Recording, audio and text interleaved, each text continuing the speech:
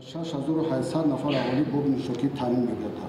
мақомоти тоҷик тасмим гирифтанд то 8 соли дигар аҳолии кишварро ба оби ошомиданӣ пурра таъмин намояд. раҳбарияти корхонаи хоҷагии манзилию коммуналӣ ба иҷрои ин нақша бовар доранд ва таъкид мекунанд ки он марҳила ба марҳила амалӣ хоҳад шуд.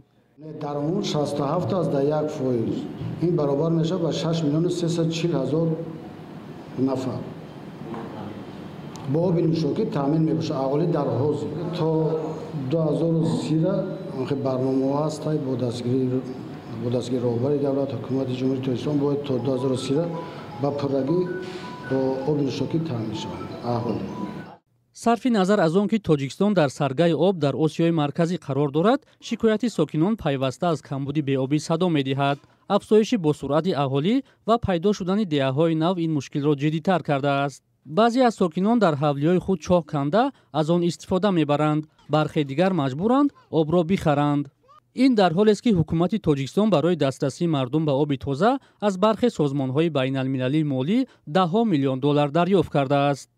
истифодаи дурусти маблағҳо ва шаффофияти кори тарҳҳои марбут ба таъмини об борҳо мавриди шубҳаву интиқод қарор гирифтааст.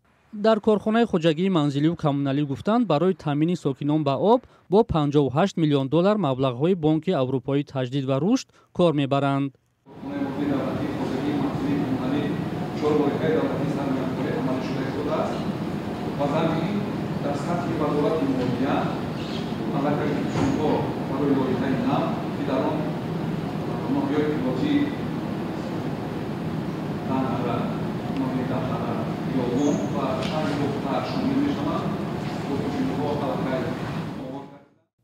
се сол пеш як гузоришгари виҷаи созмони милал гуфта буд, ҳукумати тоҷикистон барои дастрасии сокинон ба об ва хадамоти бедоштӣ бояд бештар талош кунад. чизе ки мардум мегӯянд ҳал ношуда мондаасту мақомот мегӯянд аз паяш ҳастанд.